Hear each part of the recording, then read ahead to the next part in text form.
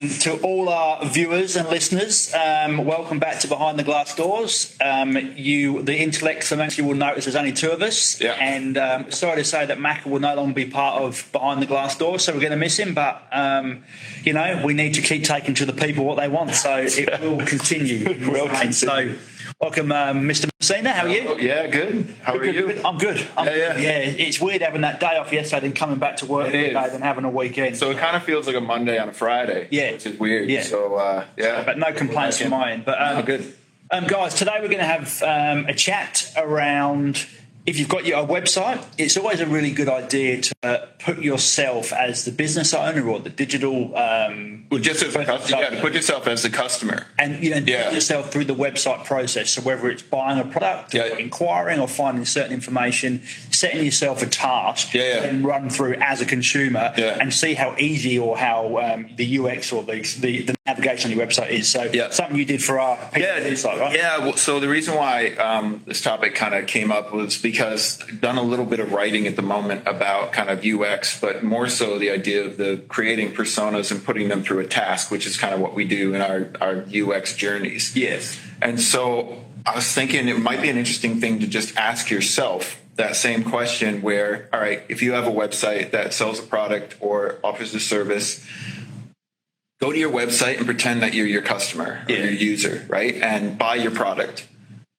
Get your service, or make an inquiry about a particular service or something like that, and see what the process is like. Because a lot of the time you don't realize, you've created something maybe a while back that you had created for like an e-commerce website or for a service company. And at that time, you're like, yeah, that's great. That's amazing. But I don't know if anyone's ever put yourself through that process of actually not many do. Buying that product, or because I always do that whenever we're doing a UX journey is I become the consumer.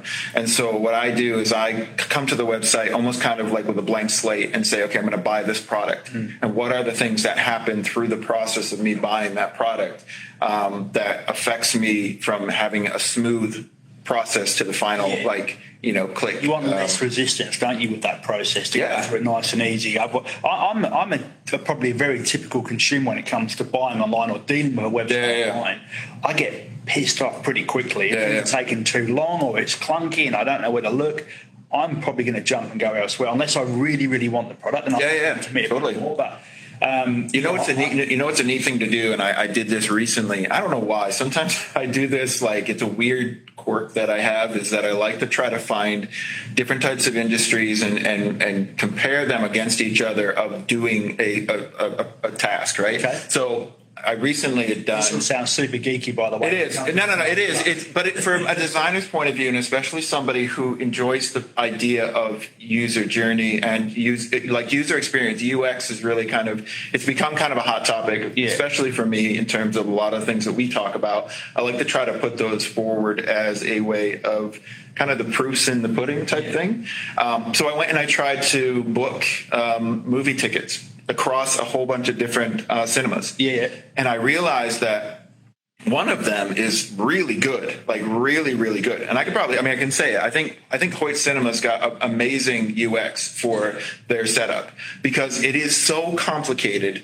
It seems like such a simple thing just to book a movie ticket, right? But today it's so different because it's like all these other pieces, like all these components have to be kind of sorted through to be able to do it properly. Yeah. And everybody does the same thing. Like you have to have, you pick your movie, you have to pick your cinema first, obviously in your location. So then you pick your movie, then you pick your movie time. Yeah. Then you have to do the thing where they kick open like a map, like a look down of all the seats. Yeah. And then you have to pick your seats. Yeah. And then they've got food now as a part of it. So it's like now you got to pick your food and you got to kind of get that together.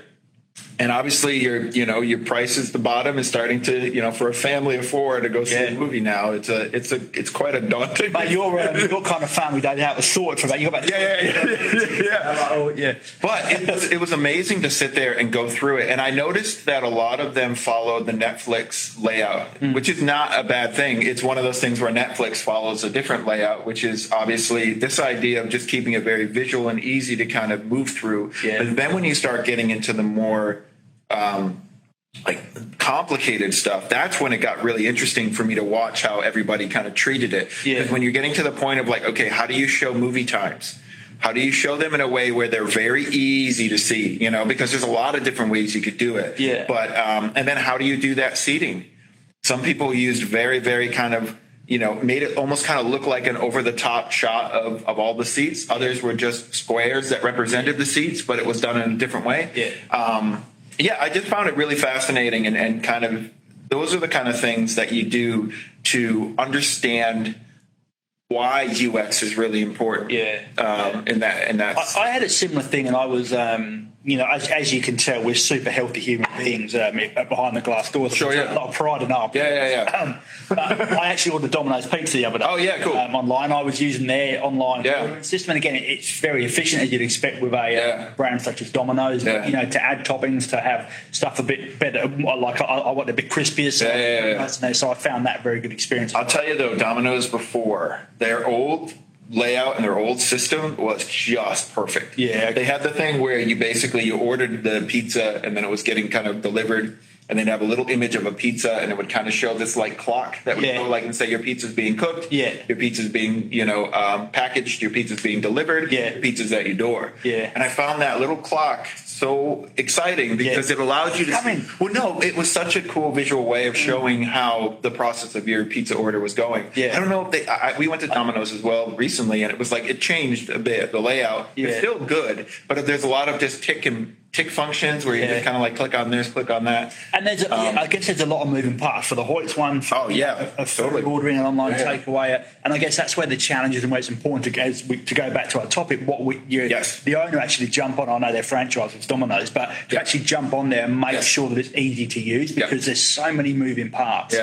And I think we both agree that Hoyts and Domino's are doing a pretty good job there. Yeah, they are. If anyone's listening from those companies and they want to sponsor Behind the Glass, you know, financially or pizzas or tickets, I'm pretty happy with that. So perhaps someone could tag Domino's or Hoyts in there. Joking, but it is a lot of trial and error, though. I mean, I do this type of thing where I'll go to websites, you know, periodically throughout the years, and it's interesting to watch where, especially Hoyts, they're big because they're the cinema that we always go to. So it's that one where I'm kind of like, okay, what are they doing with this particular layout? Every year they're getting more and more like switched on and paying attention to what they had done prior based on maybe feedback from people who have kind of come saying, hey, this is really hard to find or this is tough to do. And they got it to a point now. And I think they would do exactly that. They would have user groups, these big companies, right? They would literally sit down, focus groups and take their consumers. Like we've got a teenager, we've got you know, somewhere in their 50s. They would go for all these different user groups, and that I would suggest they've created exactly what we do, persona groups. Where they'd say, "This is Lisa. She lives in," because I think your persona group, and they're literally everything about them: where they live, who they are, where they engage their media, what they like doing on weekends. I'm like, Chris, why do we need all this stuff in there? But it's just so important to hone right down exactly. A lot of that started when I was working on PlayStation. We had to create user personas because we were creating a brand new product because we were releasing the PlayStation 2. Now the PlayStation 2. He doesn't look that old, does he? PlayStation 2. Yeah. Gosh, 2000. Wow, was it really? That feels like a long time ago. Wow. But when we were doing the PlayStation 2, the main thing to really pay attention to was that it was now a DVD player and a CD player. So the PlayStation 1 couldn't do any of those things. So when we did the PlayStation 2, we really had to think about, okay, who are the users that are going to start using this product? Obviously, they're going to be crossovers from PlayStation 1. But we really needed to understand the mindset of how we're going to create. We came up with this idea of doing crossover promotion products that had to do with whatever you selected. So if somebody clicked on, I think the idea when we first did the pitch was the concept of somebody came home. I think it was a stock boy from like some kind of company. This is what he did for a living and this is what he was into. He really loved video games with car racing. So he came back and he saw Need for Speed, I think was the one that we used. And then when he clicked on Need for Speed, you know, it brought him to the Need for Speed game. But off to the side, it had like Gone in 60 Seconds you know, and all these different movies that were tied back into, or music that was also tied into that kind of high adrenaline, high octane kind of stuff. So we created a character or a person who was going to buy Need for Speed, but then all of a sudden be like, oh, I was going to get, you know, Gone in 60 Seconds, who they could now play it on the PlayStation 2. Right. So it was all about that idea of understanding this person not having a lot of time to kind of be sitting there and fumbling around with a bunch of different things, but we wanted them to understand that you could kind of buy two things at the same time. So he'd buy Need for Speed and Gone in 60 Seconds, knowing that when that arrived, he had a DVD player because he bought the PS2. You know what I mean? Because like I think the person that we chose didn't really have, you know, was a younger kid and he didn't have the money maybe to buy both. But the idea of buying one kind of console that could do both was happy really days, tick, tick. exciting. It's so important. I guess, again, we're up to almost 10 minutes, so we'll kind of got going. Yeah, we're doing pretty good, though. But so to bring it back, when we do these user groups, you create a persona, and it might be multiple personas, right? So one business, you know, PlayStation, for example, they would have, I don't know, 10, 20 personas, and you would literally create a persona for John, Lisa, Fred, Cassandra. And each one would have a different task. So the big thing about personas, and what we do a lot from a corporate point of view, is we create personas with people who have different needs, who are in that same kind of persona group, but we give them different tasks to try to achieve. And then when we put them through the user journey, you watch the way each one of those, because some people are, like what I do in my personas, I create, are they analytical or are they visual? Right? So I'll make one persona will be incredibly visual. Not really pay attention to a lot of, not pay attention to a lot of the top navigation right away, and they'll kind of place themselves inside of the visual blocks that are in front of them. And then they'll move through the journey through those visual blocks. That's why I'm always like, okay, whenever we're creating some kind of e-commerce website, you have to not only have the, you know, click here for detail button that's usually at the bottom of that. The image has to be clickable. Because that's the first thing I'm going to click on. If I'm buying a product, I will click on the image before I click on anything or click here. You know what I mean? So you have to have both of those like viable, but you only notice that too when you do those users who are visual. Then you have the analytical people who are a little bit more logical, and they'll go through a mega menu.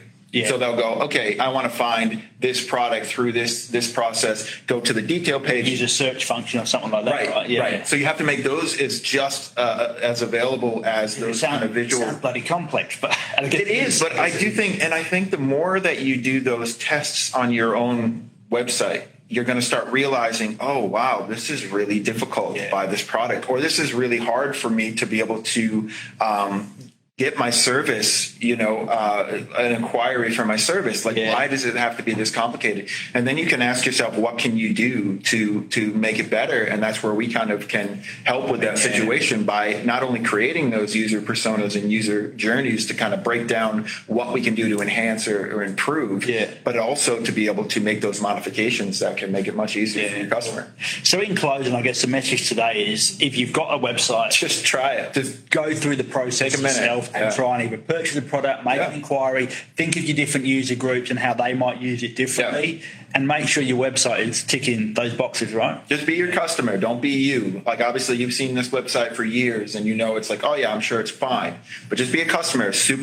No time. Right? So time poor is always the biggest thing about a customer. They have no time to play around. They need to get in, get out, figure out what they need, and just try to see how you feel buying your product or getting your service. And just ask yourself those questions. Cool. All right. Well, thank you, guys. We'll see you next week. We'll be back. We will. And enjoy your weekend, Pete. Take care. Catch ya. Bye.